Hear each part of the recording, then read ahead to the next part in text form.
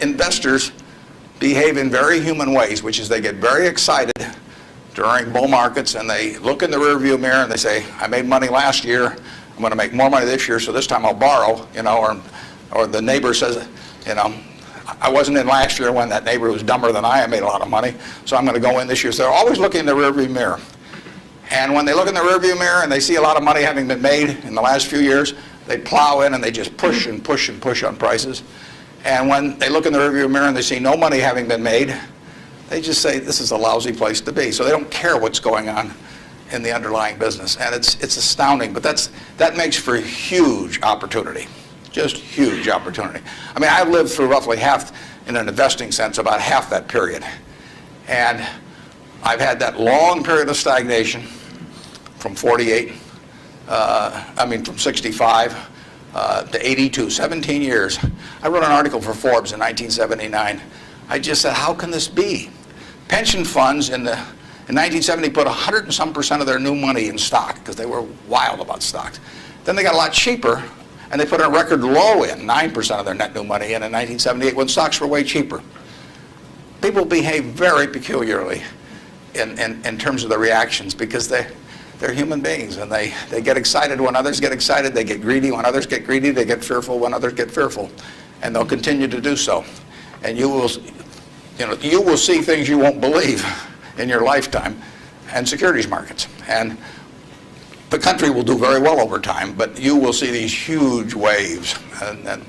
And if you can stay objective throughout that, if you can detach yourself temperamentally from the crowd, you get very rich. And you won't have to be very bright. I mean, I'm sure you are, but it doesn't take brains. It takes temperament.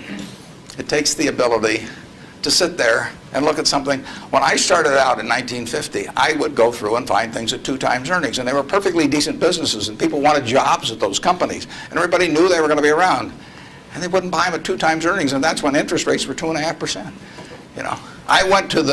I started selling securities when I was 21. And a Kansas City life insurance company happened to be a fairly prominent company in Omaha. And the policies they sold you, if you were buying life insurance from them, had a built-in assumption of 2% interest. The stock of Kansas City Life was selling at less than 3 times earnings. You were getting 35% if you bought the stock. No question about the soundness of the company. I went to the local agent.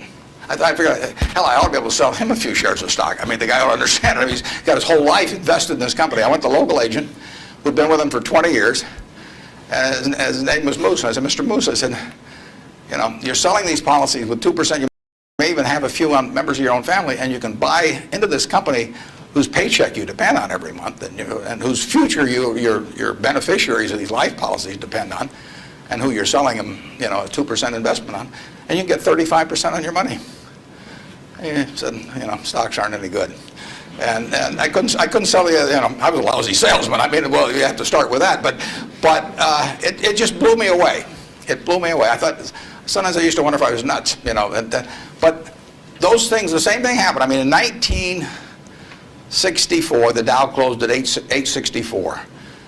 At the end of 1981, 17 years later, it closed at 865. It moved 1 point in 17 years. Now, that's not a big move.